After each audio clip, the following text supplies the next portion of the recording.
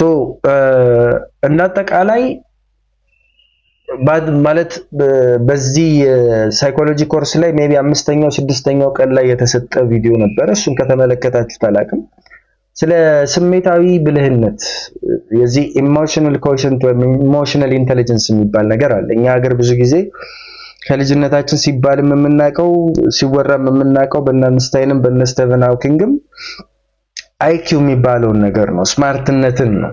አንድን ነገር በብልሃት አንድን ነገር ሞር ኦፍ ኮንሺየስነስን በመጠቀም አዌክኒንግን በመጠቀም ሳይሆን ሞር ኦፍ ስማርትነትን ነገራቶችን በማወቅ ሂደት ጎበዝ ወይም ይሄ ወደ ብልህነት ሳይሆን ወደ ብልጣብልጥነት የሚያደለውን።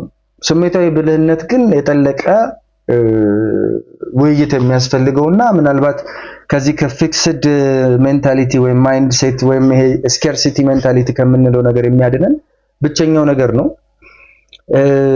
የልብ አይንና የጭንቅላት ሚዛን በሚገባ እንግዲህ እንዳጠቃላይ ልቦናችን የሚያደምጥበትና ጭንቅላታችን ደግሞ ሚዛናዊ በሆነ ባላንስድ በሆነ መንገድ የሚያስብበት የሚያደርገው ወይም ደግሞ ያንን የማድረግ ጥበብ ምን ያህል ለትሬዲንግ ስኬታችን ወሳኝነት እንዳለው በዚህ የኢሞሽናል ኢንተለጀንስ እንትኖች ላይ ማየት እንችላለን።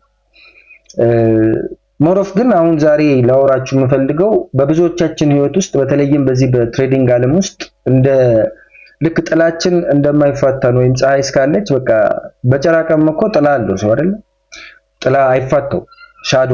ስለዚህ ልክ እንደ ሻዶ ተከትሎን የሚሄድ ነገር አለ። በጣም አብዛኛዎቻችን ትልቅ ችግር ያለብን እሱ ላይ ነው። ብዙ ጊዜ ችላ የምንለው ወይም ደግሞ በተሳሳተ መንገድ የምንረዳው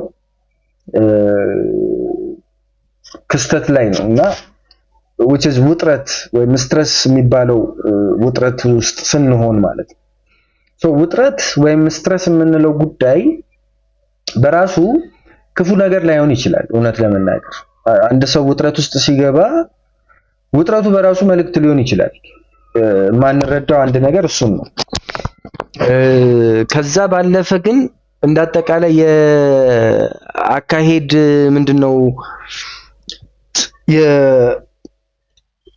አተያያችን የግብይትም ይሁን የህይወት አተያያችን እንዳጠቃላይ በጣም ጠቃሚነት አለው ወይም ወሳኝነት አለው በዚህ ሂደት ውስጥ።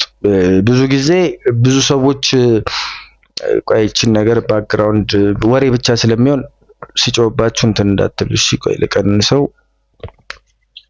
ያ አረብሽማ ድምፁ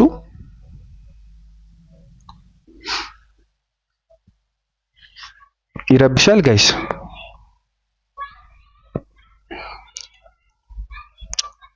ሰማሉ? እሺ እሺ እሺ አብዲ ሶ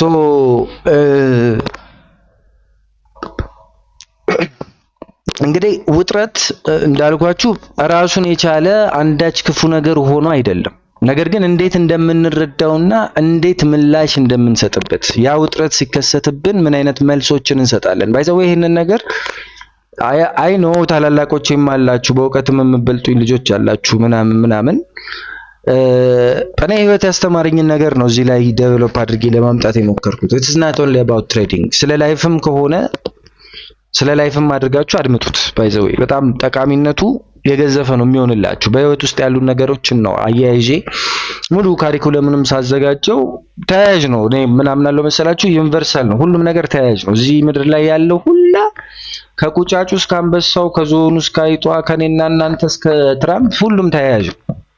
ያ ፐርሰናል ቢሊፌ ነው።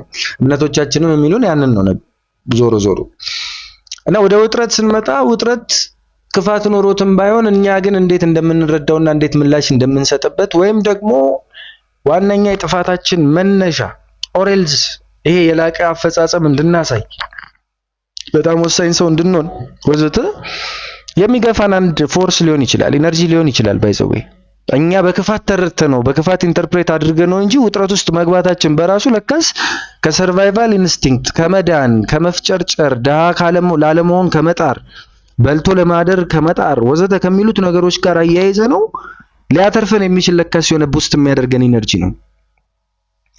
ዛሬ ሞሮፍ ጭንቀት ወይስ ጫና የሚለውን ጥያቄ እያነሳን የውጥረትን ምንጮች በላያችን ላይ የሚያስከትላቸውን በተለይ አካላዊና ስነልቦናዊ መዘዞች እንዲሁም ደግሞ እንዴት ይህንን ጥላችንን ወደ ብርሃን መለወጥ እንደምንችል መመርመር እንጀምራለን ማለት ነው። ለመሆኑ ውጥረት ምንድን ነው? ማለት ሁሉም ውጥረቶች መጥፎ ናቸው? ስትረስ ሲባል አሁን እኔ ስትረስ ላይ ነኝ፣ ስትረስ አለብኝ ሲል ሰው is it always a negative thing? በቃ የሸይጣን ስራ ብቻ ነው ሁሌ እሱ ነገር ወይስ ካሰብንበት ካቀድንበት ካየነው ከመረመርነው ከተሰማን ስሜቱን ካወቅነው ምልክት ነው? የትኛው ነው? እንግዲህ ውጥረት ማለት ሰውነታችንና አይምሮአችንን ለአንድ አይነት ተግዳሮት ኦሬልዝ ለአንድ የሆነ አንዳች ግፊት ዲማንድ ሊሆን ይችላል or it might be a treat ሊሆን ይችላል የምንሰጠው ምላሽ ነው። ባይ ዲፎልት የሰው ልጅ ሲሰራ ስሪቱ በራሱ ያንን ስለሚያሳይ ማለት ነው። ይሄ ተግዳሮት which is አካላዊ ከሆነ እንደ ከባድ ስራ መስራት ሊሆን ይችላል፣ የቀን ሸክም መሸከም ሊሆን ይችላል። አይምሮአዊ ከሆነ እንደ ፈተና መፈተን ሊሆን ይችላል። የቤት ኪራይን ለመክፈል የሆነ ነገር ሰርታ ማምጣት እሱም ውጥረት ሊሆን ይችላል እኮ። ወይም ደግሞ ስሜታዊ ሊሆን ይችላል። ከሚስት ጋር ከተጣላ ከተከራከርክ እናትህን በተሳሳተ መልኩ አዋርተ ከተቀየመች ካስቀየምካትና ውስጥህ የማይሆን ስሜት ከተሰማው ከስሜት የተነሳ whatever it is እነዚህ ተግዳሮቶች አካላዊ ሊሆኑ ይችላሉ፣ አይምሮአዊ ሊሆኑ ይችላሉ፣ ስሜታዊ ሊሆኑ ይችላሉ። ወደ ትሬዲንግ ዓለም ስንመጣ ደግሞ ምን አሉብን? ገንዘባችንን የማጣት ስጋት አለብን። ልጆች የወለድን ሰዎች አለን። ቤተሰብ የምናስተዳድር እናትና አባቶቻችን ከኛ የሚጠብቁ ነገን ደግሞ ሳናገባም ገና ነገን ደግሞ ከሆኑ ለመስራት በዚህ ውጥረቱ በበዛበት ዓለም ውስጥ ነገን እርግጠኛ ስለማንሆን የሆነች አንዳች ነገር ለመያዝም የምንጥራለን። የማርኬት ድንገተኛ መዋዠቅ በራሱ ራሱን የቻለ ሌላ ከባድ ጥያቄ ነው። ትክክለኛውን የመግዣም የመሸጫም ኢንትሪዋን ጊዜም የማግኘት ግፊት አለብን። ተከታታይ ለውሶች የሚመጡ ከሆነ መቼ what point ነው ትክክለኛውን ኢንትሪ ማገኘው? ምክንያቱም ናቲ የሆነች ነገር አውርቶ ከዛ ካወራ ካለፈ በኋላ ሰኞ የነገረን እኮ ወደዚህ ፖይንት ይመጣል ብሎን ነበር። አዎ ይመጣል፣ ግን መቼ ተገብቶ ምኑ ጋር ነበረ መገባት የነበረበት?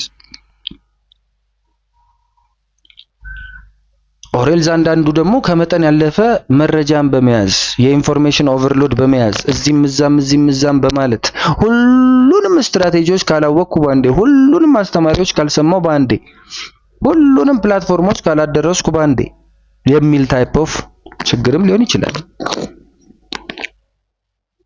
ወይም የሆኑ ጩጬ ፈልፈላዎች ወጠጤዎች እንትና ኢፌክስ ብሎ በከፈቱት የቲክቶክ ላይቭ ላይ ቁጭ ብለህ ስክሮል እያደረግክ ሲያጋጥሙ የነሱን ትርፍና ኪሳራ ሲያወሩ ከነሱ አፍ የሚወጣው የጉብዝናቸው ምልክት መሆኑ ካሳመኑ ያም ውጥረት ውስጥ ይከታል። እነዚህ ሁላ እንደ ተግዳሮት እንለዋለን አይደል በአማርኛ ሜጀርሊ፣ ወይም ደግሞ ግፊት ነው። ዞሮ እንደ ግፊት ወይም ደግሞ እንደ ተግዳሮት እንደ ችግር ተቆጥረው ውጥረትን ሊያስከትሉ ይችላሉ። እነዛን ተግዳሮቶች ግን እኛ መለየት አቅም አለን ወይ? we never know። ብዙ ሰዎች ውጥረት ሲባል obviously እናንተንም ጨምሮ አብዛኛዎቻችን ውጥረትን የምንወስደው አሉታዊ ትርጉሙን ብቻ ነው፣ ኔጌቲቭ ሳይዱን ብቻ ነው የምንሰጠው። ይሄ ግልጽ ነው። ስትረስ ከተባለ እሱ ስትረስ አለበት ከተባለ ታዲያ ኔጌቲቭ ቲንግ ሊያብድ ነው እንደማለት ነው በአበሽኛ። ነገር ግን እውነታው ሁለት አይነት የውጥረት ገጽታዎች ነው ያሉት ሜጀርሊ። አንደኛው ዩስትረስ ይሉታል። ዩስትረስ ስፔሊንጓን እንዳትሳሳቱ EUSTREES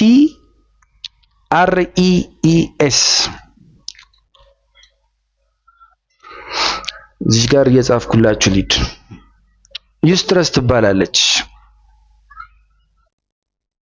እሺ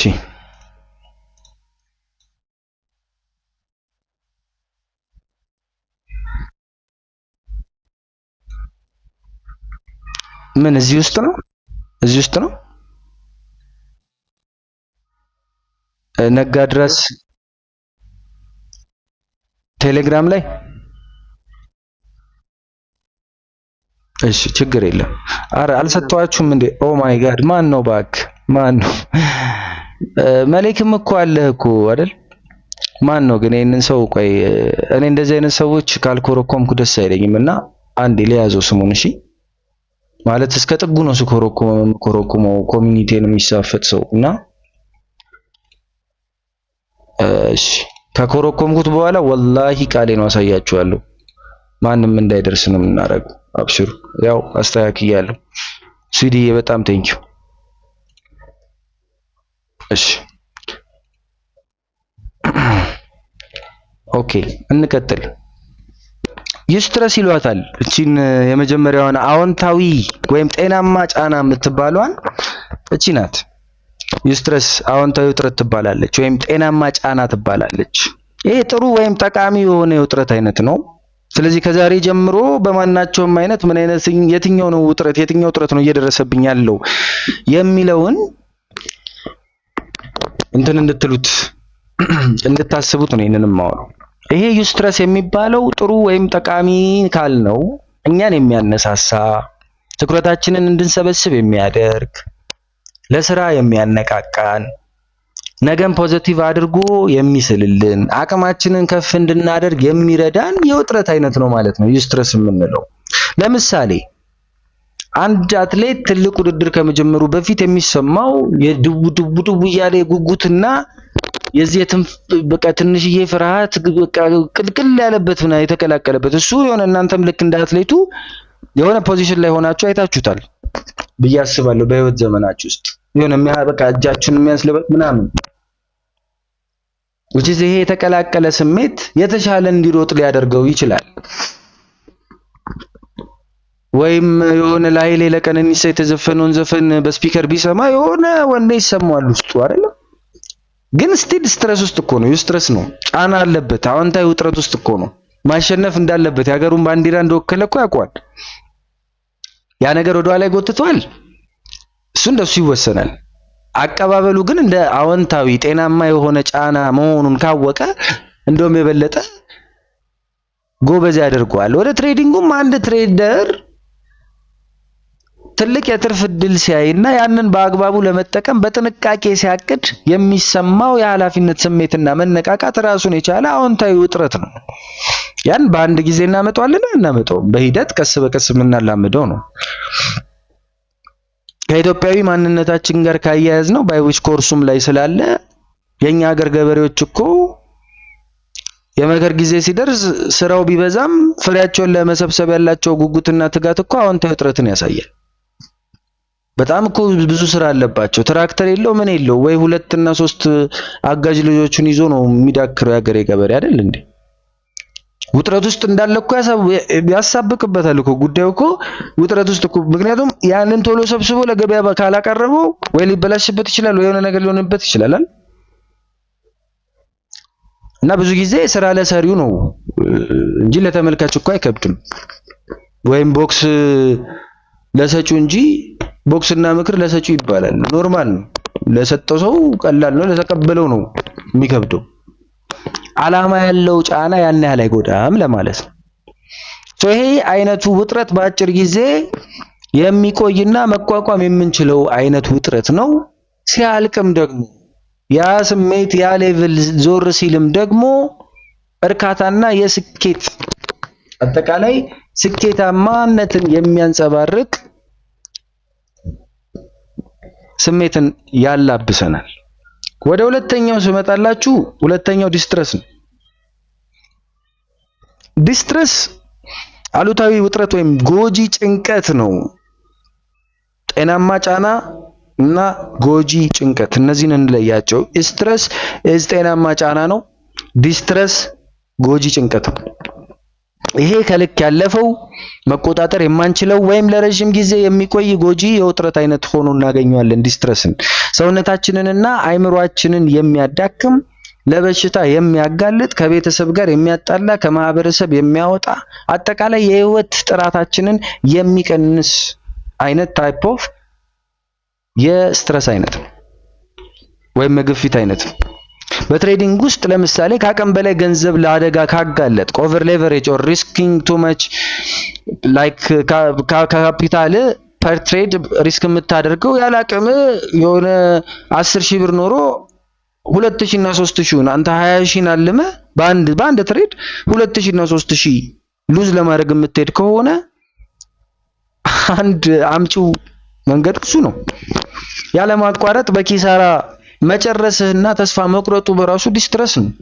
ተከታታይ ሽንፈቶች የሚመጡብህ ከሆነ ስለ ትሬዲንግ ጌም ካልገባ ባክቴስት ካላደረክ ከባክቴስቱ ተነስተ ያየኸውን ቁጥር ለማስተካከል ሞዲፋይ ለማድረግ የሆኑ ነገሮችን ተፍ ካላልክ ኦብቪየስሊ ይታወቃል። ማርኬቱን እንደ ግል ጠላት መጥቶ ስቶፕ ሎስ ሲነካብህ መበሳጨት። አንዳንዴ ማርኬቱን ብቻ አይደለም if I continue like this ለምሳሌ ተውት 40% እኮ ብር እያስገኘን ነው። አሁን ለምሳሌ በዚህ አሁን ቅድም ትሬድ ባደረግነው ከሰባቱ ስንት አራቱን ምናምን ተሸንፈን ስቲል ግን 140 ብር አግኝተናል። ግን ስቲል ተሸናፊ ነን ብላችሁ እያሰባችሁ ነው። በእርግጠኝነት ነው የምነግራችሁ ውስጣችሁን ይሄ ነገር ዝም ብሎ ነገር ሊሆን ይችላል። ኖ እንደዚህ ነው ትሬዲንግ። ግን ያቺን እንድናስብ የሚያደርገን እንደ ጀማሪ ወደ ትሬዲንግ ወደ ትክክለኛው መድረክ ስንመጣ ማርኬቱን እንደ ግላዊ ጠላቴ የምመለከት ከሆነ ስቶፕ ሎስ በነካ ቁጥር የምሳደብ እንዴት ምናምን ብዬ በግልፍተኝነት የምመለከተው ከሆነ በዛው ልክ እንደ ጠላት ካየሁት ደግሞ ሰው ስለሆንኩ በቃ ተበቃይ ነኝ። መዘቤ በቀለኛ ነኝ። የሰው ልጅ በቀለኛ በጣም አስጠሊታ እንትኑ የኔቸርን ባላንስ ለመጠበቅ ሲል በቀለኛ ነው የሰው ልጅ። ስለዚህ ለመበቀል ይሞክራል።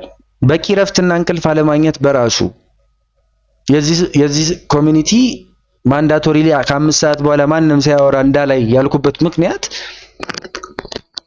አሁን ረመዳኑም ላይ ለሊት የመቀመጥ እንትን ነበረኝ። ብዙ ጊዜ ስራዎች ማለት ከውጪም ስራዎች ጋር የሚያገናኙ ነገሮች ስላሉ ለሊት ላይ የምቀመጥባቸው እንትኖች አሉና አልፎ አዘ ፍሪ ፐርሰን እንደውም አሁን ከእናንተ ጋር ትንሽ ያንን ሞዲፋይ ማድረግ ግዴታ ውስጥ እየገባሁኝ ነው እንጂ በፊት በተለይ ፖዚሽን ትሬደር በነበርኩበት ጊዜ ተቀጣሪ አይደለም። ስለዚህ አም ፍሪ ፐርሰን በፈለኩት ሰዓት መነሳት መተኛት መብቴ ነው አይደል? እና ለሊት ላይ እቀመጥ ነበር እና በዛ ሂደቶች የማያቸው አንዳንድ ለምሳሌ ቲክቶክ ባሉት በተለይ ቲክቶክ ላይ እኔ በጣም ነው ማዝነው። አንዳንዴ ማለት ብዙ ጊዜ ኦልሞስት 90%ን ጊዜ እስቃለሁ። ወይ ጉድ እዚህ ደረስን እያልኩኝ አዋቂ ነን ባዮችን። ግን 9 ሰዓት ምናምን አሁን ለሰላትም ስትነሳ ምናምን ማታ 4 ሰዓት ማታ 3 ሰዓት ያየኸው ላይ አሁንም አለ ቁጭ ብሎ ኢቭን እውቀትም እኮ አይደለም ይሄኔ ስለሰው እየሸረደደም ሊሆን ይችላል። እንትና የሚባለው ትሬደር እንዲህ ነው፣ እንትና የሚባለው እንደዚህ ነው፣ እንትና የሚባለው ስትራቴጂ እንደዚህ ነው፣ ይሄኛው ስትራቴጂ አይሰራም፣ ያኛው ይሰራል ምናምን ምንም እዚህ ግባ የማይባል ከትሬደር ነኝ ይልሃል። ጠዋት ተነስቶ ለንደን ላይ ትሬድ እንደሚያደርግ ከሰዓት ተነስቶ ኒውዮርክ ላይ ትሬድ እንደሚያደርግ አክት ያደርጋል። አውካም ሞባይልን ለሊቱን ቻርጅ ካላደረግከው እንዴት ነው ነገ ቀን ላይ የሚሰራል? ወይስ ዳስተሩን ያዝኩት እንዳትለኝ ባትሪ ያለው ምናምን እሱም ያልቃል፣ ዘላለም አይሰራም መቼስ። ስለዚህ ከእረፍታችን ከእንቅልፋችን አለማግኘት አንፃር ዲስትረስ ሊመጣ ይችላል። ይሄ ከትሬዲንግ አንግል ነው እንጂ ለትሬዲንጉም ቢሆን ስለተጨነቅ አይደለም ችግርን የምትወጣው።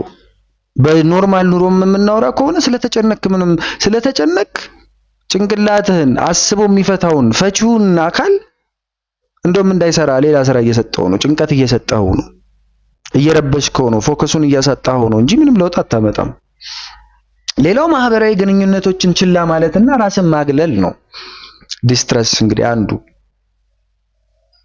እንግዲህ ይሄ አይነቱ ውጥረት የውጥረት ምላሻችንን ምክንያቱም የሰው ልጅ ለሰርቫይቫል ኢንስቲንክት ነው የሚኖረው ብያቸዋለሁ።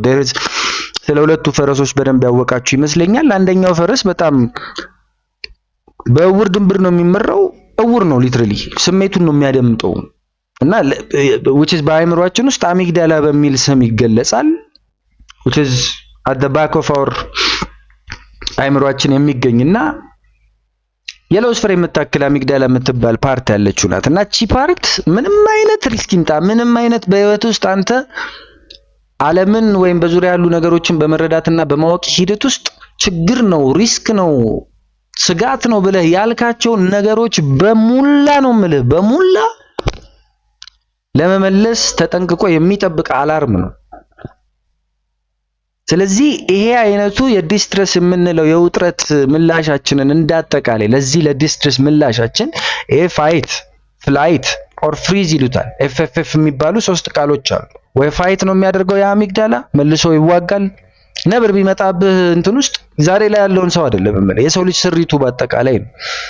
ከአዳም ዘር ጀምሮ ጫካ ውስጥ እየተራመደ ነብር ቢመጣበት ወይ ለመደባደብና ያንን ነብር ወቅቶ ለመጣል ይሞክራል፣ ወይ በድንባሬ ፍላይት ያደርጋል ይሮጣል፣ ወይም ደግሞ ደንዝዞ ይቆማል። ከሶስት አንዱ ነው። ምንም ሊያደርግ አይችልም ከሶስቱ ውጪ። ይሄ እንደየሰው that is why ዲስክ ፐርሰናሊቲ የሚባለው ከኔ በላይ በእርግጠኝነት ከአብዛኞቻችን በላይ አሁን ለምሳሌ ትክክለኛ ምሳሌ ሲሰጣችሁ ሱዴ ስፖርት አስተማሪ ነኝ ብሏል አይደል? ይሄ ባይት እንዲሁ ስትገምቱ most probably he is aggressive than us ከኔ በላይ ሌሎች ሰዎች ቢናገሩት ወይ ለመምታት እሱ ቢሞክሩ ምላሽ ለመስጠት አቅም አለው። እኔ ቀጫጫ ሆኜ የሆነች በቃ ምሯሯጦ የፈሪ ምናምን ነኝ ብዬ ማስብ ከሆነ ላጥ ብዬ የምሮጠው ሰውዬ ሊሆን ይችላል። አንዳንዱ ደግሞ በጣም ዝምተኛ የሆነ ደግሞ በቃ ምናምን አንገቱ እንደ በቃ ና በላኝ ምናምን ብሎም እንትን የሚላል። በዛው ልክ በጣም ስማርት ሆኖ ደግሞ ነብር እኮ እንደሞትኩኝ ለጥ ብል እኮ ብሎ ደግሞ ፍሪዝ አደረጉን በራሱ እንደሞተ ለጥ አድርጎም በማድረግ ሊያደርግ ይችላል። differs person to person። ዞሮ እነዚህ ግን ይሄንን ሁነቶች ይሄንን ሪፍሌክስ አክሽን ወይም የውጥረት ምላሻችንን እንዳጠቃላይ ያለማቋረጥ እንዲነቃቃ በማድረግ በዋነኝነት ፕሪፍሮንታል ኮርቴክስ የምንለውን አስተዋዩን ፈረሳችንን ወይም ሰርዳይ ይሉታል ዋነኛውን የሚያስተውለውን የአእምሮአችንን ክፍል ሙሉ በሙሉ ከጨዋታው ውጪ ያደርገዋል። ስለ ሳይንሱ ምናልባት አሁን ሳይኮሎጂውን ስትማሩት የመጨረሻ ነው የምትታጀቡት። የመጨረሻ ይሄንን ነው ይዤ የምዞረው ነው የምትሉት። እስከዛሬ በከንቱ ነው ምድር ላይ ስንከራተት የነበረው ይሄንን የሚያክል ነገር ይዤ ነው የምትሉት። ያለ ምክንያት እንዳይመስላችሁ። ስለ አእምሮ ሲወራ ሁሉም ያካብዳል። እናንተ አይገባችሁም፣ እኔም አይገባኝም ነበር። ምንድነው ኑሮ ካልቻልኩኝ ኑሮ ገንዘብ ካላመጣው ምናምን ምን ለውጥ አለው? ዕውቀት ኖረኝ አልኖረኝ ኖ የዕውቀት የምናምን ጭንቅላት የሚባለው ዋነኛው የአእምሮውን ክፍል የመጠቀም ጉዳይ ነው። የአእምሮ ክፍል ደግሞ እንዳልኩ ለሰርቫይቫሉ ሲል ለመኖሩ ሲል ለመዝለቁ ሲል ለመተንፈሱ ሲል ራሱን የሚጠብቅበት መንገድ አለ። አእምሮህን ሲዋሸው አስበዋል። አእምሮህን ይዋሸዋል። ይሄንን ብላችሁ አሁን እንዴት ታምኑኛላችሁ? እኔን ዋሸዋለሁ፣ አንተን ተዋሸዋለህ። ሊትራሊ አውቆ ይዋሻል። ያ የአእምሮ ኮምፓርትመንት ነው፣ ተከፋፍሏል። ክፍል አላቸው። ሲዋሽህ ግን አውቆ አይደለም የሚዋሽ። ችግርን አስተውሎ ከሆነ ከዚህ በፊት ከሰጠኸው ዳታ ላይ በመመስረት ይሄ ነገር ከዚህ በፊት የሰጠኸኝ እንደዚህ አይነት ዳታ ስላለ እዚህ ላይ መጠንቀቅና መፍራት አለብህ፣ አሁን ምንም ይሁን ምን ፍራ ብሎ እንድትፈራ ያደርጋል። ሶስት ነን እኮ በውስጣችን። በተለይ ሁለት ማንነቶች ያላቸው ብዙ ሰዎች ናቸው። 3 ዝሬር ነው። ግን ሁለት ሰዎች እኮ ነን። ሰው እኮ ብቻውን ሲያወራ የኛ ሀገር ወረተኛ ስለሆነ ነው ሁሉም ብቻውን ያወራል እኮ። ድምጽ አላወጣም እንጂ አሁን ድምጽ ማውጣት ጀምረናል በኑሮ ምናምን እንጂ ሁላችንም እኮ በውስጣችን እናወራለን። መንገድ ላይ ስትሄድ ከማን ጋር ነው ታዲያ የምታወራው? ከራስህ ጋር እኮ ታወራለህ። ለምን እንዋሻለን? ይሄን እንዲህ ባረገው ይሄን እንደዚህ ቤት ገብቼ እንደዚህ ለማን ነው የምታወራው? ለዛኛው ለሁለተኛው ማንነት እኮ ነው። ሁለት እኮ ነን።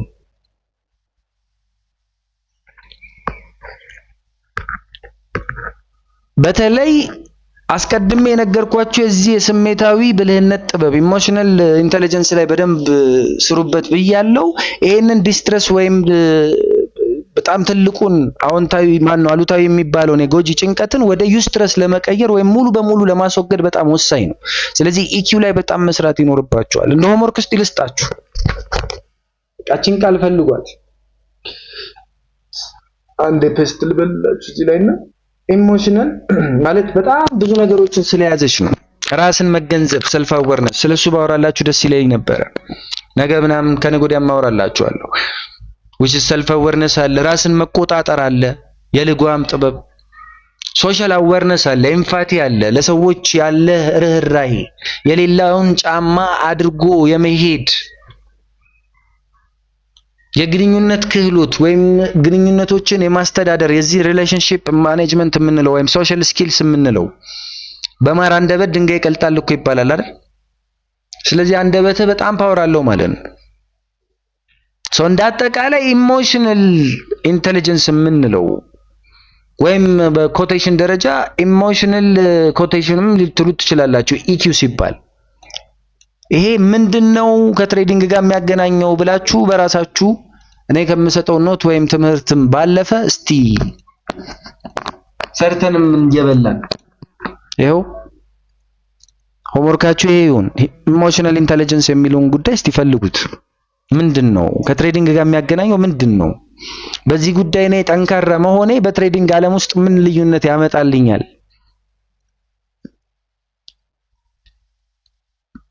በተቻለ እዚህ ላይ በደንብ ስሩበት። ቶሎ ቶሎ ሰዓታችንን ለመጠቀም 15 ደቂቃ 10 ደቂቃ ብቻ ተጨምሩልኝና ለነገም ማስተላለፍ ካለብን እናስተላልፈዋለን። ይሄ ነገር ሱስ እንደሚሆንባችሁ አውቃለሁ። እንግዲህ ኮርሱን ድጋሚ አስተምረን ወይም እዚሁ ጋር በቃ ቀጥሎ ልትሉኝም እንደምትችሉ አውቃለሁ። አይ ዶንት ኖ ግን ታገሱት። በጣም የሚጠቅማችሁ ነገር እንደሆነ ማለት በጣም ከማስተምራችሁ ትምህርቶች ሁላ ጠብ የማይል ነገር የሌለው ይሄ ትምህርት እንደሆነ አውቃለሁ። ጠብ ማለት እያንዳንዷ ቃል ከኛ ጋር የተገናኘች እኛን የምትመስል በዛው ልክ ማናችንም ስላችሁ አብዛኛዎቻችን ኦልሞስት ሁላችንም እዚህ ውስጥ ብቻ ያለ ነው አይደለም፣ መላው ኢትዮጵያዊ ትሬደር ያላየነው ነው እይታ እንደሆነ አይ ጋራንቲ ዳት 100% እርግጠኛ ነኝ። ከየትኛውም ትሬደር እኔ ነኝ ካለው ትሬደር እኩል በዚህ ስራ ላይ ለአመታት ቆይቻለሁ። በማስተማሩ ሂደት በመማሩ ሂደት ምን በማለቱ ትሬድ በማድረጉ ምናምን በብዙ ነገር ቆይቻለሁ። ያየሁት ሜጀር ፕሮብለም ኢዝ ዘ ሳይኮሎጂ ፕሮብለም አይደል? እሱ የሚጀምረው ከማንነታችን ነው። ማንነታችንን በመፈለግ ሂደት ውስጥ አይኪው እና ኢኪውን በመፈለግ ሂደት ተጀምረዋል።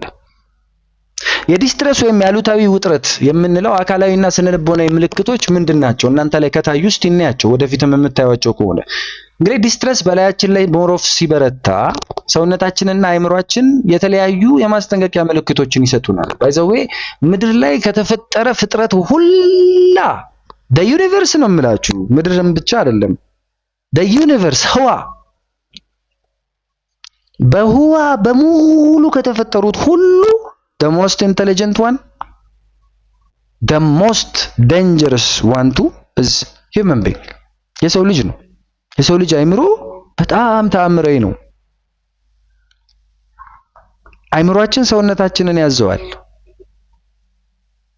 እነዚህ ዲስትረስ የተባለ ችግር በሚፈጠርበት ጊዜ ሲበረታበት ሰውነታችንንም መልእክት ይሰጣል፣ የማስጠንቀቂያ አለርት ይሰጣል። ልብህ እኮ የሆነ አንበሳ ከሩቅ ስታይ ድቡ ድቡ ድቡ ድቡ ድቡ የምትለው እኮ አንተ ፍራቻ ነው ብለህ ነው፣ በቃ ድንጋጤ ነው ብለህ ነው ያሰብከው።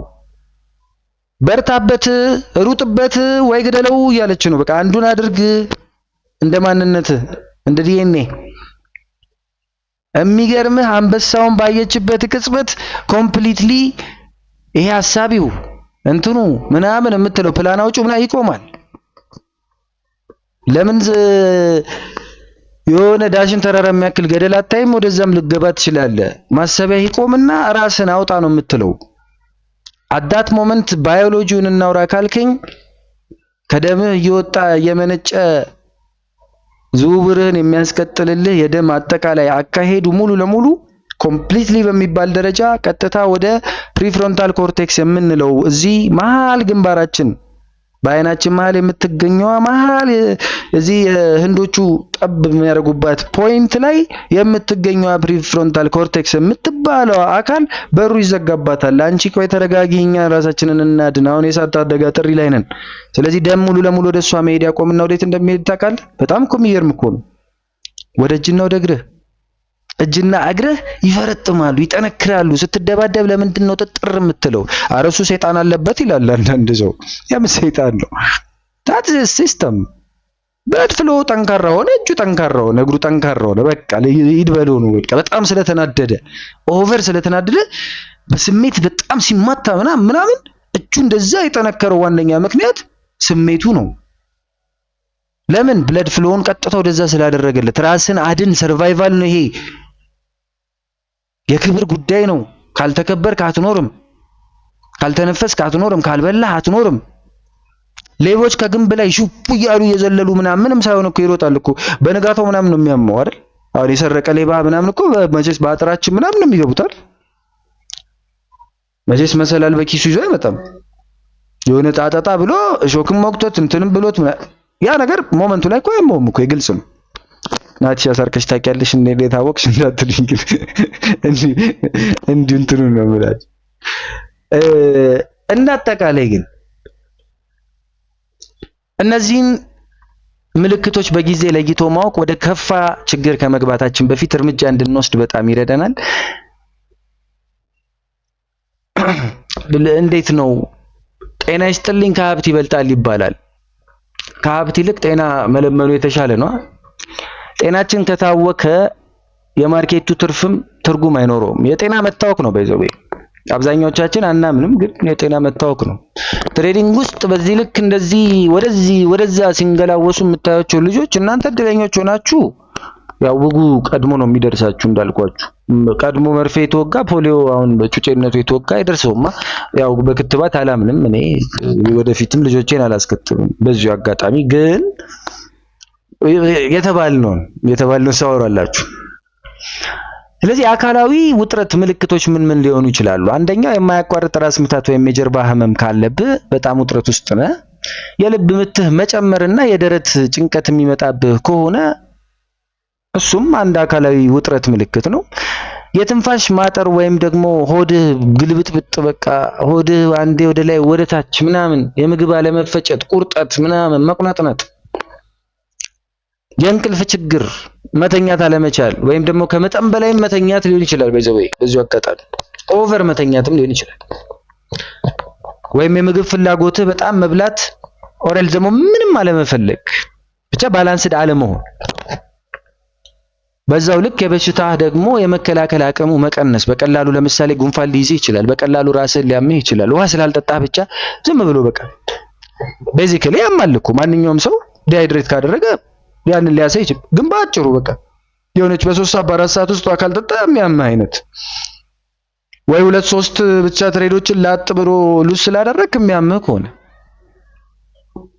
እንዳልኩ አንገት ትከሻ አካባቢ እንደዚህ አይነት ሞመንቶቹ ሀፕን የሚያደርጉበት ሞመንቶች ላይ የጡንቻ መወጣጠር ከመጣ ውጥረት ውስጥ እንደሆንክ ማወቅ ትችላለህ። የማያቋርጥ የሆነ የድካም ስሜትም አንዱ አካል ነው። ምንም እንኳን በቂ ረፍት ራሱ አድርገህ መልሶ በዛው የሚደክም ከሆነ ታትስ አንዱ ምልክት ነው። የስነ ልቦናዊና ይሄ በተለይ አእምሮአዊና ስሜታዊ ውጥረት ምልክቶችን ደግሞ ስናይ አንደኛ የኮንሰንትሬሽን ዲፊከልቲ ነው which is የማተኮር ችግር ወይም ነገሮችን በቀላሉ የመርሳት ችግር በጣም ትልቅ ፕሮብለም የሚታይበት ነው። ውሳኔ ለመስጠት መቸገር ወይም ደግሞ በውሳኔው ላይ አለመርጋት፣ አንዴ ስቶፕ ሎሱን ዝቅ ታደርጋለህ፣ አንዴ ከፍ ታደርጋለህ፣ አንዴ በቃ መቁነጥነጥ፣ ኦሬልስ ከመጠን ያለፈ መጨናነቅ፣ ከመጠን ያለፈ የመፍራት ስሜት፣ በቀላሉ መበሳጨት፣ ላይክ ቤተሰብህ አጠገብህ ሆኖ ምናምን ትሬድ እያደረግክ የሆነች ነገር ቢሉህ ራሱ ሉዝ እያደረግክ ከሆነ የመሳደብ የመዝለፍ እንትን ማለት አትር በቃ እንደዚህ አትሁን ምናምን የማለት ወይም ጓደኛ ጋር ምናምን እንደዚህ ሆነ እንትን መፍጠር፣ ትዕግስት ማጣት፣ ቁጠኛ መሆን፣ ተስፋ መቁረጥ፣ ባዶነት፣ የሀዘን ስሜት፣ ከማህበራዊ ግንኙነቶችህ መሸሽ፣ ራስህን ማግለል፣ ከሰው ጋር ላለመገናኘት መጣር፣ ቢደውሉልህም እንደዚህ ነው እያልክ ምክንያት መፍጠር፣ በኔጌቲቭ ሰልፍ ቶቶች ወይም ሰልፍ ቶኮች መወጠር፣ ራስህን ዝቅ ማድረግ፣ ራስህን አለማወቅ፣ አልችልም ብለህ ማሰብ፣ ራስህን መስደብ፣ አያልፍልኝም እስከመቼ ነው ዳሞ ነው እንደዚህ ነው እኔ ቤተሰቦቼ በቃ ሰባት ዘሬ ተረግሟል እንዲሆኗል everything you're saying at that point you are building it by the way ነኝ ባልክ ቁጥር እየሆንክ ነው። ነኝ ያልከው ነህ። ሱስ የሚያዚዙ ነገሮችን መጠቀም መግባት ውስጥ ሊሆን ይችላል። ሲጋራ በለው፣ አልኮል በለው፣ ምን በለው ሪሊፍ ይሰጠኛል የምትላቸውን ጭንቀቱን ለማስታገስ የምትሞክርባቸው መንገዶችም ሊመራህ ይችላል። የትሬዱን ፍላጎት ማጣት በራሱ ምክንያቱም የገባኸው በተስፋ ነው። $50 ተፋልጠን ያመጣው ከዛ ትሬድ አርገ 80 ገብቶልህ ሳታስብ 0.01 0.1 ብለህ አስገባህ እንበልና ያንን ብር 20 ብር አደረገብህ። በቃ ያስጠላል። ወይ ፍላጎቱን ታጣለህ ወይ ደግሞ ከልክ በላይ በግብይት መጠመድ ውስጥ ትገባለህ። ኦብሰስድ ልትሆን ትችላለህ። እቺን ነገር ካላስመለስኩ ብለህ ያቺ በቀለኝነት ልትመጣብህ ትችላለች።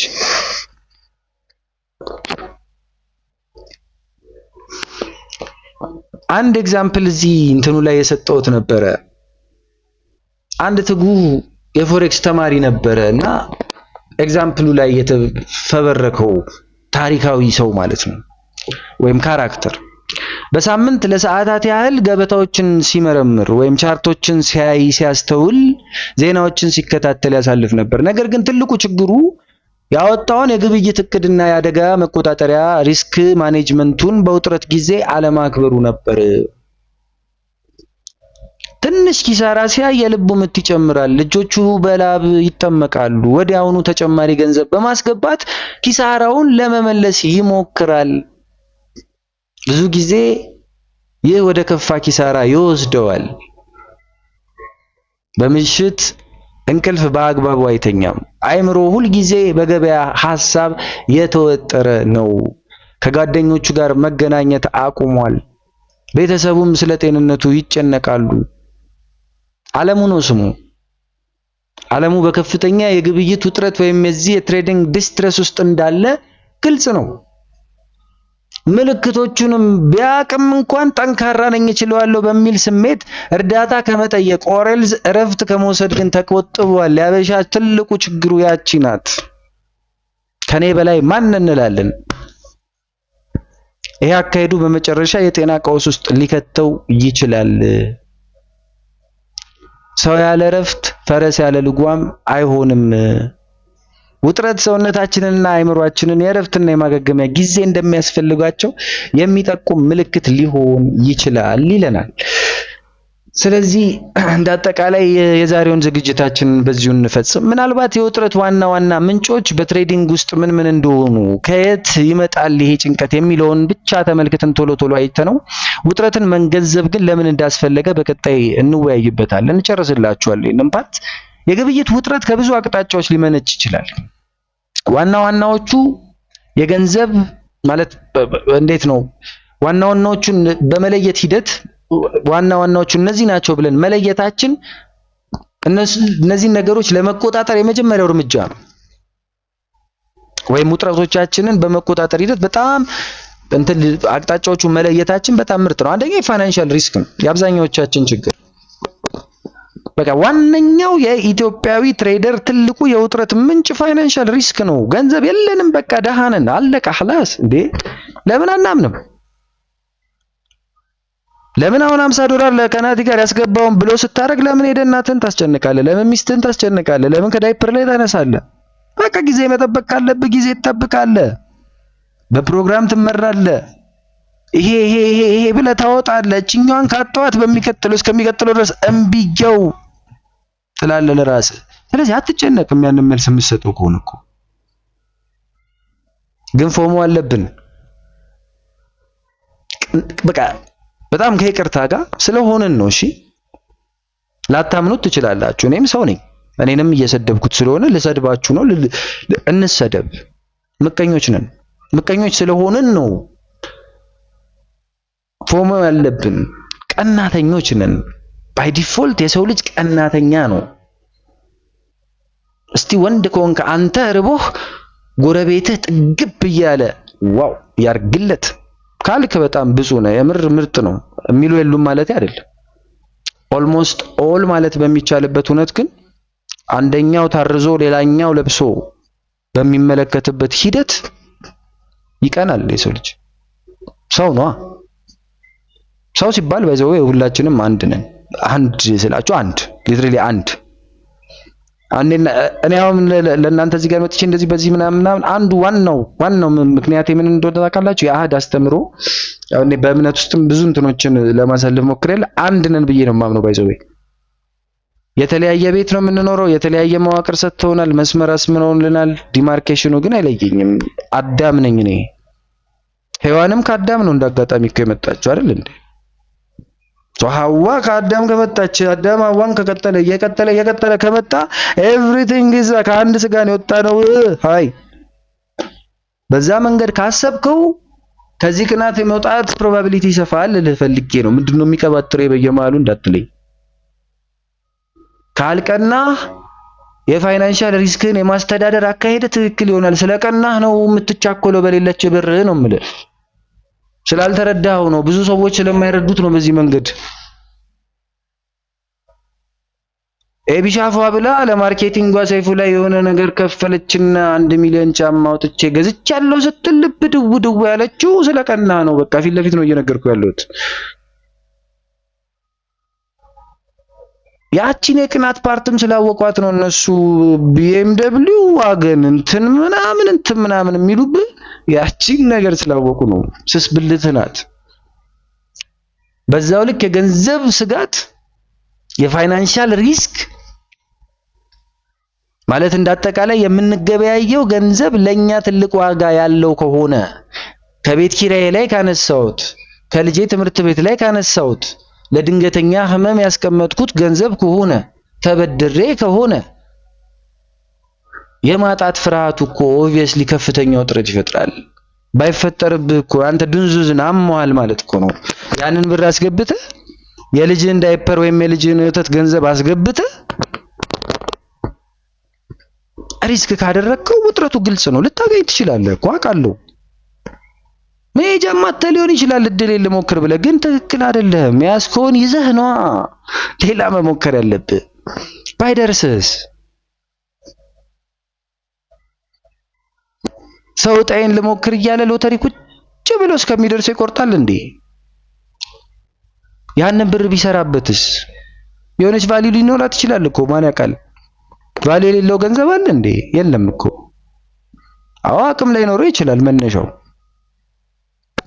እንደው ተፋልጠንም እኮ ያመጣናት እዚህ ጋር እኮ 100 ሰው እኮ አልሞላንም። ነጋድራስ 4000 ሰው አምጥቶ 100 ሰው እኮ 100 ሰው $100 የለውም ጋይስ። 100 ሰው ሊትራሊ እኮ ደሃ ሀገር ነን። ይሄንን ስላችሁ እኔንም ይጨምራል። እሺ አጉል እየተኮፈስኩ ከላይ መቀመጤ ምናምን ወላሂ አይደለም። እንደ ማህበረሰብ ግን ይሄንን አስበን አንገባ። የማጣት ስጋቱን ሳይሆን የምናየው የማግኘት መዝረክርኩ በቀላጥጫችንን ነው የምናየው። ዛሬ ስንት አገኛለሁ እንጂ የምንለው ዛሬ ስንት ላጣ እችላለሁ አይደለም የምንለው። የቆጡን ላውርድ ብላ ላይ ነን የብብታችንን እየጣልን እያልኳችሁ ነው። ሁለተኛው የገበያ እርግጠኛ ለመሆን ነው። ማርኬት አንሰርቴኒቲ እና ቮላታይሊቲ። ይሄንን ነገር ካልገባችሁ ሰው አይደለንም አምላክ ነን እያልን ነው። ሰርቴኒቲ ላይ በዚህ ያደረገ ማንም የለም። ከዚህም ወጣችሁ ሌላ ስትራቴጂ የሚሰጣችሁ ሰው፣ ከዚህም ወጣችሁ ሌላ መጽሐፍ አንብባችሁ በተማራችሁት መንገድ ባይኔመንስ የትም ሂድ፣ የትም በዓለም ዙሪያ የትም ሂድ፣ ጠንቋይ ቤትም ሂድ አልኩ እኮ። የተማመንክበት ጠንቋይ ሁላ ካለ ጠንቋይ ቤት ሂድ። እስቲ ወንድ ከሆነ እሱ ይመልሰው። ወንድ ነው በቃ እኛም እንከተልሃለን እያሉት ማንም የለም። ማርኬቱን ከዚህ ቀጥሎ የሚመጣው ካንድል 100% ይሄ ነው ብሎ ሊናገር የሚችል አንዳችም ፍጥረት የለም። ሁሉም ተፈጣሪ ነው። እዚህ ጋር የምታየው እንዳለ አይ አውቃለሁ ካልክ ከትልቁ ጋር ተዋጋ ነው። እሱን ለሱ ትችላል። ምንም የምለው ጉዳይ ስለሌለ ከዛ ደግሞ በደንብ ሲያንጠባጥብ ይገባሃል። ማርኬቱን በማንኛውም ጊዜ ወደ የትኛውም አቅጣጫ ሊሄድ እንደሚችል መረዳት በራሱ ትልቅ ትምህርት ይሆናል ማለት ነው። ከስትረስ መውጫ ነው። ይሄ እርግጠኛ አለመሆን በራሱ ካላሰብክበት ግን ጭንቀት ይፈጥራል። ቮላታይል የሆነ ለምሳሌ ጂቢፒ ኳየ ነው ትንሽ አንዱ ቮላታይል ናት። ጎልድ ጋር ሂድ፣ ቢትኮይን ጋር ሂድ፣ ሌሎች ክሪፕቶ ኮይኖች ጋር ሂድ። እስቲ ሌላ ታምር እኮ ነው። እሱን ስታይ ከፍተኛ የሆነ የዚህ ቮላታይሊቲ የመዋዠቅ ባህሪን ስታይ ይሄንን መቋቋም የስነ ልቦና ጥንካሬ ይጠይቃል። ራስህን ማወቅ ይኖርብሃል። ማርኬቱን ማወቅ። አለበለዚያ ኤቭሪ ታይም የማታውቀው ከሆነ የማላውቀውን ነገር እንዴት ነው ታዲያ? ናቴ ይሄንን ስትራቴጂ አስተምሮኛል ግን 100% አይሰራም እያለኝ ነው። ታዲያ ምንድነው? የማላውቀውን ነገር እንዴት ነው የምገምተው የሚለው ጥያቄ በራሱ ራሱን የቻለ ሳይኮሎጂካል ኢምፓክት አለው በጣም። ጌሙ ከገባህ እንዳንተ ሰራተኛ እንዳንተ ገንዘብ አምጪ የለም፣ እሱ ካልገባህ ደግሞ እንዳንተ ባካኝ የለም ወንድሜ።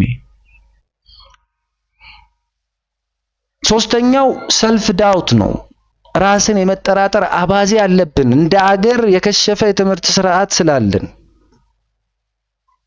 ትውፊታችን፣ አኗኗራችን፣ ስብዕናችን በተለያዩ ሶሻል ሚዲያም ሆነ ምናምን በምትሏቸው መርዛማነታቸው በበዛ አውታሮች ላይ የተንሰራፋ እንደመሆኑ እንደ ትውልድ ደግሞ ኩትኳታችን ራሱ በራሱ እኔ በልጅ እያለው አይደለም እናትን እንደዚህ ትሁን ምናምን ማለት ቀርቶ እናትን ብቻ አንዷን ብቻ እናትን ብቻ ራሱ በቃ ተአምራዊ ስድብ ነው በእኛ ጊዜ ማለት በቃ ምናምን ብሎ በቃ ወይ ትሳለማለህ ወይ ቢስሚላህ ምናምን የሚያስብል ነበር። ዛሬ ላይ እኮ እያየን እኮ ነው አይደል? የዛሬ ወጣት ያ ስብዕና የኔና ያንተ ማንነት ነው። የኔና ያንተ ታናናሾች ያንን የሚሉት በኔና አንተ ውስጥ የነበረ ሪፍሌክሽን ስለሆነ ነው። ከዛ ስብዕና ይጀምራል። ያ ስብዕና ወዴት ይመራናል? ወደ አለመማር። ካልተማረን ወዴት ይመራናል? ራስን ወደ አለማወቅ። ራስን ካላወቅ ምን ትሆናለህ? ራስን ትጠራጠራለህ። ትክክለኛውን ነገር እያረኩ ይሆን? ሰው ዝም ብሎ እየነዳኝ ይሆን? እንደው ናቲስ የሆነ ሌላ ቀለም ተቀብታ መታ ቢሆን የሆነ በነፃ ምናምን በሸሉ በቃ የሆነ ነገር ልታረገኝ ቢሆንስ? ይሄ ስትራቴጂ ይሰራ ይሆን? እኔ ግን ቆይ እሺ ስትራቴጂው እሺ ይሰራ ሊሆን ይችላል። እሺ ብዙ ዓለም ላይም እየወሩ ነው ምናምን። እኔ ቆይ 10ኛ ክፍል አቋርጬ ነው ምን ቤት ነኝ እንግሊዘኛ ያለበት ትምህርት የምማረው? እነዚህ ሁላ ጥርጣሬዎችና እልፍ አላፍ በየቤታችሁ በየልባችሁ ውስጥ ያሉ ጥርጣሬዎች በተደጋጋሚ የሚመጡ ከሆነ ውጥረት ይፈጥራሉ። ይሄ በተለይ ፊክስድ ማይንድ ሴት ጋር ይያያዛል። ስኬርሲቲ ማይንድ ሴት እንደ ኢትዮጵያዊ ስኬርሲቲ ማይንድ ሴት እንዲኖርብን ተደርገን ያደግነው። በልጅነት ብር ይዘህ ከተገኘ ምን ከታባ ምን ይሰራልሃል? በቃ ብር የሰይጣን ነው ተብለህ አድገህ እንዴት ነው ዛሬ የፈጣሪ ጸጋ ነው የምትለው? አትልም።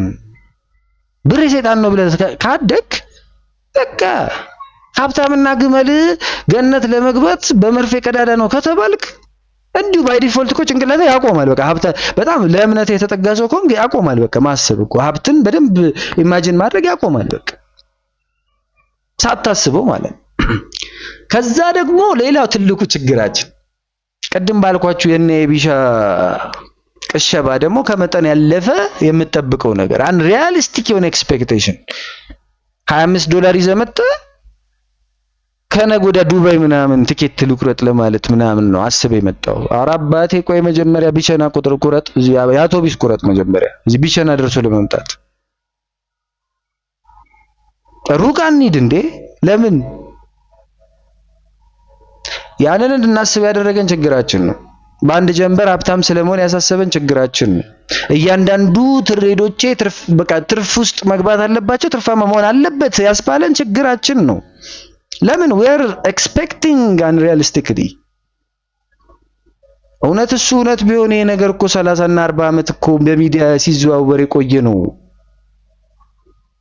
እኔ እናንተ ጩጬ እያለን እኮ ኢቲቪ ማታ 4 ሰዓት ከአማርኛ ወደ እንግሊዘኛ ሊቀየር ሲል የዶላርን እና የእንትንን እኮ ዋጋ ይናገር ነበር። የዛኔም ፎሬክስ ነበር እኮ። ይሄንን ሁላ ዘመናውን የተማሩ የዩኒቨርሲቲ አዋቂዎች እንትኖች ምኖች ሳያውቁ ቀርተው ነው።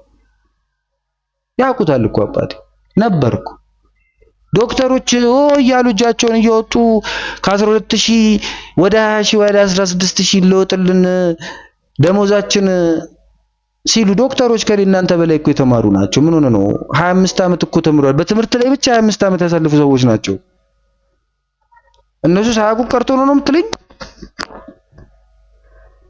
ታዲያ አንድ ሪያሊስቲክ የሆነውን ነገር ከነሱ ጋር የማይሄደውን ስለለዩ ነው። ኦኬ ካንተ ጋር እንዲሄድ አድርገው ነው መልሱ ማለት ነው። ስለዚህ እንደዚህ የሚሉ ከእውነታው የራቁ የሚጠበቁ ነገሮች ካሉ በውስጥ እነዚህ ሳይሳኩ ሲቀሩ ከፍተኛ ውጥረትና ብስጭት ይፈጥሩብሃል። ከፈጠሩብህ በኋላ ከትሬዲንግ ውስጥ ማለት በቃ ትንገዳገዳለህ ነው። የውጤት ጫና አለ። there is a pressure to perform። በተለይ ለቤተሰብ፣ ለጓደኛ ራስህን ለማውጣት የተበደርከውን ብር ለመመለስ ማርኬት ላይ ገብቼ ያሳያችኋለሁ ምናምን ትላለህ፣ ቃል ትገባለህ። ለሰዎች አትናገሩ፣ ቻርት አታሳዩ ያልኩት ፓወር አለው የሰው ልጅ አይምሮ ፓወር አለው። አይንና ሲባል ቀልድ አይደለም። በአይናቸው ሰዎች አንተን ሊያከስሙብህ ይችላሉ። በምላስህ የራስህን በራስህ ልታከስመው ትችላለህ። ማንገ ከልቤ ነው ይሄንን የምነግራችሁ። እኔ ስለ ሳይኮሎጂ ሳወራ ለምሳሌ ሰዓቱን እያየሁት ነው። ሰዓቱ 15 ደቂቃ አልፏል። 15 ደቂቃ ካልኩኝ በኋላ ራሱ መጨረስ ስላለብኝ ነው። ግን ደረዝ በጣም ዲፐር የሆኑ ብዙ በቃ በአጭሩ ሶቅራጠስን አስታውሱ እኮ አልኳችሁ። አለማወቄን ነው የማውቀው በሉ። ምንም አናቅም። ሊትራሊ ሁላችንም፣ እኔም አንተም፣ ሁሉም የሰው ልጅ በትሬዲንግ ዓለም ብቻ አይደለም የማወራ እያልኩ ነው። ከዛ በተረፈ የብቸኝነት ስሜት፣ ይሄ አይዞሌሽን ከትሬዲንግ ዓለም ጋር አብዛኛው ትሬዲንግ የሚካሄደው ለብቻ ነው። ይሄ ከሌሎች ሰዎችን መገለል፣ በተለይ በሀገራችን ደግሞ ያደግንበት የዚህ ማህበራዊ ትስስር ጠንካራ ሆኖ ያደግንበት ባህል ውጥረትን ሊያባብሰው ይችላል። ይሄ አበደ ተብያለሁ። እኔ ፐርሰናሊ ቢትኮይንን ትሬድ ለማድረግ ከከሰርኩ በኋላ ለመማር በሬን ዘግቼ በነበረበት ሞመንት አልዋሻችሁም፣ ነገርኳችሁ። እብድ ተብያለሁ። ጨበሬ የሆነ ናቲ በቃ የማያነበበው መጽሐፍ ነው ያሳበደው ተብያለሁ። ውስጤን የማውቀው እኔ ነኝ። ማህበረሰባችን ግን ከባድ ነው እንዳይመስልህ። እንደሚዋደደው አይደለም፣ እንደሚፋቀረው አይደለም።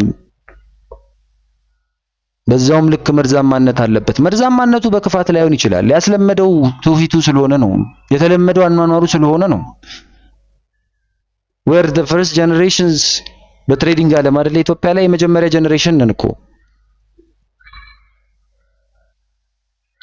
በዛው ልክ ከሰው የራቀ ከእግዚአብሔርም ይልቃል ይላል አይደል?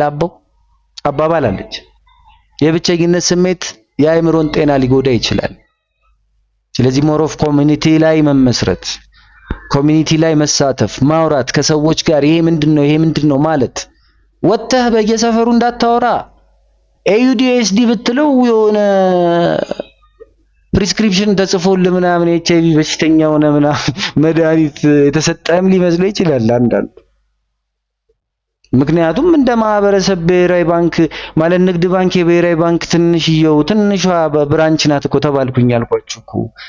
ብሔራዊ ባንክ የንግድ ባንክ ትንሿ ብራንች ናት የሚል ማህበረሰብ ውስጥ እየኖርክ ስለ ፎሬክስ ሰዎች እንዲያውቁ አታስብ። ስለዚህ የዚህን የብቸኝነት አይዞሌሽን ስሜትን ለማራቅ ኮሚኒቲ ቤዝ ያስፈልጋል። ኮሚኒቲ ቤዝህ ደግሞ ወሳኝነት አለው። በፈልፈላ ወጠጤዎች የተሞላ ከሆነ እሳቤ ወደዛው እየተዋቀረ ይሄዳል። በጥሩ መንገድ የተዋቀረ ከሆነ በጥሩ መንገድ ትጓዛለህ። የራስህንም ጥሩ የሆነ ፖቴንሻል ታወጣለህ። ሌላው ኢትዮጵያዊ ችግራችን የቴክኖሎጂ ችግር፣ ኢንተርኔት መቆራረጥ፣ ኮምፒውተር መበላሸት። ምስጌ ቅድም 3 ቀን መብራት አልነበራቸውም። የምን ምስጌ ራሱ አስተማሪው ናት። የዛሬ 15 ቀን ነው ምናምን እኮ 2 ቀን ነው 3 ቀን መብራት ጠፍቶባቸው ልጆቹ ቻሌንጅ ሲጀምሩ 2 ቀን አርፍዶ ነው የጀመሩበት እሱ ምክንያት። አቤት ታሪካችን አያልቅም እኮ። አሁን ይሄንን ለፈረንጆቹ ሄጄ ምንድነው የምላቸው አስባችሁታል? ኤችኤፍኤሞች ፈረንጆች ናቸው። አይ መብራት ቤታችን ስላልነበር አስበዋል። በቃ ኢትዮጵያዊነት ያ ነው። ከዚህ ነው ለመውጣት የምንታተረው። ከዚህ ድህነት ጋር ከዚህ አረንቋ ጋር ነው የምንታገለው። ማይ ብራዳ፣ ለዚህ ነው መተጋገዝ ያለብን። ለዚህ ነው አንድ መሆን ያለብን። ባይዘው ፕላትፎርሙን ምኑን እንሰድባለን፣ መብራት ኃይልን እንሰድባለን፣ ምንም አናመጣም። ቴሌን እንሰድባለን። ላይክ በትሬድ መሃል የሚከሰት ከሆነ ደግሞ ከፍተኛ ውጥረት ሊያስከትል ይችላል። ራሱን የቻለ ችግር ነው እሱ። ሌላው ላክ ኦፍ ፕሪፓሬሽን የመጨረሻው፣ ገተታውን አላብዛባችሁ። ያለ ግልጽ የግብይት እቅድ፣ ያለ ስትራቴጂ ኦሬልስ ደግሞ ያለ በቂ ዕውቀት ወደ ገበያ መግባት። 15 ቀንና ኮርስ ሰጣለሁ ይላል። 15 ቀን ትሄዳለህ። 30-40 ሺህ በግ ይነዳል አልኩ በአንድ ተኩላ። ተክሎ 15 ቀን ትትብትት ይላቸዋል። እሱንም 30 ደቂቃና 1 ሰዓት ነው የሚሰጣቸው። በ15ኛው ቀን አይቢ ያውጣ ትባላለህ። ሂድ በለው ነው። ይሄንን ሌሎቹን ስነካ ባይዘው እኔ ራሴን እንደ ጉረኛ እንትን አለኝ።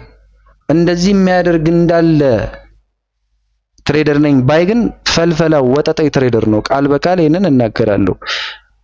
ይሄ አዋራ ማስነሳት ምናምን ስለሚያስጠላኝና በጎቹም በደንብ ይበሉ በደንብ ከይማ ምከረው እምቢ ካለ መከራ ምከረው ብዬ ነው። ወላሂ ላዚም ማንም ፊት የምናገረውን ነገር ነው እየነገርኳችሁ ያለሁት። ስለዚህ በግ ከመሆን ያድነን። አይ ሆፕ ነጋድራስ በጎችን አላመረተችምም አታመርትምም። የበለጠ ነቃ ያሉ ጎበዝ አንበሶች እንዳሉኝ ተስፋ አለኝ። በጣም አድርጌ ነው የምወዳችሁ። ኢትዮጵያ ለዘላለም ትኑር። እኔ የዛሬውን ትምህርቴን ጨርሻለሁ። ክላስ ዲስሚስድ ይላሉ ፈረንጆች። ስለዚህ ሳይኮሎጂ ይቀጥላል እንግዲህ። በተረፈ አይ ሆፕ ጥሩ ጊዜ እንደነበራችሁ ተስፋ አለኝ። ስፔሲፊክ የሆነ ፊር ግሪድ ምናምን አላልኳችሁም። እንዳልኳችሁ በጣም ሰፊ ነው። አሁን ያነበብኩት ብታምኑኝም ባታምኑኝም 2 ነው 3 ፔጅዋን ነው ወደ እንትን የለጠጥኩት። መጽሐፉን እንግዲህ ላሳትመው ነው። ለእናንተ 50% ቅናሽ አደርግላችኋለሁ። ዋጋ እናወጣለን። እዚሁ ነው የምናወጣው ለኢትዮጵያዊ ፌር የሆነ ፕራይስ ብለን ከዛ አሳተመን እንሸጠዋለን። ከዛ በመሸጥም የምትጠቀሙበትን ሂደት አመቻችላችኋለሁ። እኩል ነው የምንጠቀመው። ወደ 160 ምናምን ገጽ ነው። ነጋድራሱ ይባላል። ርዕሱ ነጋድራሱ የሚል ነው። አይ ሆፕ እንደምትወዱትም ተስፋ አለኝ። ስለዚህ እንዳጠቃላይ ግን ማለት እንትናችሁን ማለት የዚህ የአመለካከታችንን እንዳጠቃላይ እንትን አንበልበት። ማለት ትሬዲንግ በጣም ሰፊ መሆኑን እንረዳ። ትሬዲንግ የአንድ ቀን ጉዳይ አለመሆኑን እንረዳ። ትሬዲንግ ረጅም ረቂቅ ከመራቀቅም አልፎ በተለይ ማለት ምልከታችን ጠንከር ባለ ሁነት የረጅም ጊዜ መሆኑን አቅጣጫውን ካልተረዳን ሆነስትሊ ስፒኪንግ ዴድሊ ዴንጀረስ የሆነ እንትን ሊሆንብን ይችላል። መረዳት ያለብን እሱ ነው። ማለት ዴድሊ ዴንጀረስ ምን ማለቴ ነው?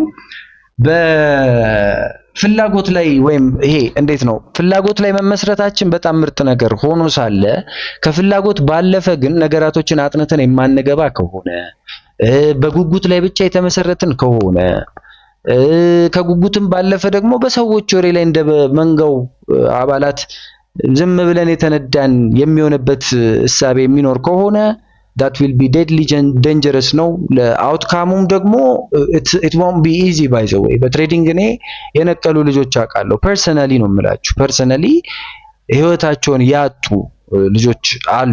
ሊትራሊ ማለት በህይወታቸውን ስላችሁ ሞተው ሳይሆን በቃ ዛሬ ላይ የት ይደርሳሉ ተብለው የሚታሰቡ ኢቭን ማለት በጣም በቃ የሚደንቀኝ አይነት ታይፕ ኦፍ ጭንቅላት የነበራቸው ልጆች ዛሬ ላይ አጠገቤ የሉም። ፐርሰናሊ ማቃቸውን ነው የምላችሁ። 1-2 ልጆች ትሬዲንግ ከዚህ እንትን ውስጥ ከዚህ ዙር ውስጥ ያወጣቸው ልጆች አሉ። ያ የሆነበት ምክንያት አስበውና አቅደውበት ስላልገቡ ነው ሆነስትሊ። ስለዚህ በጣም ልናስብበት በጣም ልናተኩርበት የሚገባን ጉዳይ ነው። ብር ይገኝበታል። እመኑኝ እኔ ከኔ አልፌ ለብዙ ልጆችም ለብዙ ሰዎችም ይሄን አረኩም ባልላችሁ ራሴን ከመቻል አልፎ በብዙ ረገድ እንግዲህ አንድ ተራ ግለሰብ ነኝ፣ አንድ ተራ ኢትዮጵያዊ ነኝ ብያችኋለሁ። የተራም ተራ ምንም ከናንተ የሚለየኝ የተለየ ነገር የለም። ያገናኘን ምናልባት ትርጉም በስለሽ እንግሊዘኛውን አንብቤ ቀሽቤ እዚህ ጋር ለእናንተ በመንገድ ሂደት ካልሆነ በስተቀር የተለየ እንትን የለውም ልላችሁ ፈልጌ ነው። ዞሮ ያንን እንትን እንድትሉት ነው። ይሄ ነው የነጋድራሱ እንትን ይሄንን ይመስላል። እንግዲህ እስቲ ነጋድራስ መሆናችሁ አለመሆናችሁ ኢትዮጵያዊ ያቺ ጃፓኒዟን ወደ ኢትዮጵያዊ ቀይረናት እዚህ ጋር ነጋድራሱ የሚል ይኖረዋል። መጽሐፉ ይሄንን ይመስላል። እንግዲህ አይ ሆፕ ጥሩ እንትንም እንደሚኖረን ተስፋ አለኝ። እኔ ጨርሻለሁ የዛሬውን ትምህርቴን። ኤኒዌይስ የተወሰነች ሐሳብ ካላችሁ 1-2 ደቂቃ ሰጣችኋለሁ፣ ከዛ እንጨርሳለን ማለት ነው። ከዛ ወዳችኋለሁ ግን በጣም that's it። ይመቻችሁ ጋይስ።